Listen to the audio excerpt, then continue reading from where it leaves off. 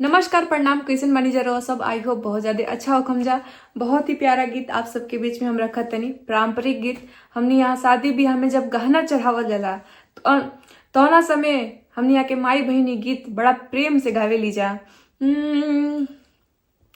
अरे लोकल मांगा टीका ले अइले बड़े हो, अरे लोकल मांगा टीका ले अइले बड़े हो, लोकल मांगा टीका ले अइले बड़े हो। त समधी छोला खातिर, त समधी छोला खातिर लोला फूल अइले बड़े हो, त समधी छोला खातिर लोला फूल अइले बड़े हो। अरे लागता कि आजो ना नहइले बड़े हो, लागता कि आजो ना नहइले बड़े हो। त समधी छोला खातिर, त समधी छोला खातिर लोला फूल अइले बड़े हो, त समधी छोला खातिर लोला फूल अइले बड़े हो। यही में सखी लोग कहत रही जा, हई डुप्लीकेट गहना चढ़ी ना आज हो, सखी हो भसुरा के लागे ना लाज हो।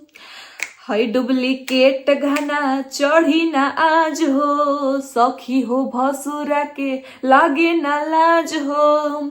और देखो सबके सोझा बनत भोला बड़े हो, और देखो सबके सोझा बनत भोला बड़े हो। तो समधी छोला खातिर, तो समधी छोला खातिर लोला फूल अइले बड़े हो, तो समधी छोला खातिर लोला फूल अइले बड़े हो।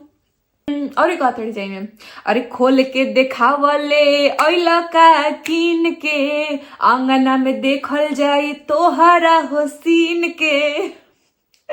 अरे खोल के देखावले अइला का कीन के, आंगना में देखल जाई तोहरा होसीन के। अरे देखो ही में लागत रे बकलोला बड़े हो, और देखो ही में लागत रे बकलोला बड़े हो। तो समधी छोला खातिर, तो समधी छोला खातिर लोला फूल अइले बड़े हो, तो समधी छोला खातिर लोला फूल अइले बड़े हो।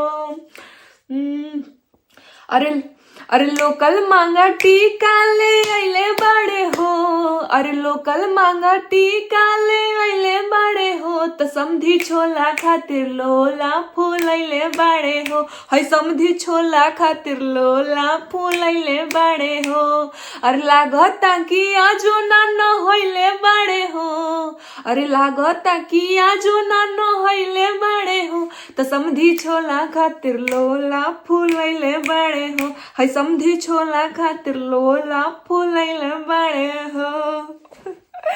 बड़ा प्यारा गीत मतलब ये लगता है। आप लोग बताइएगा सुन के कैसा लगा।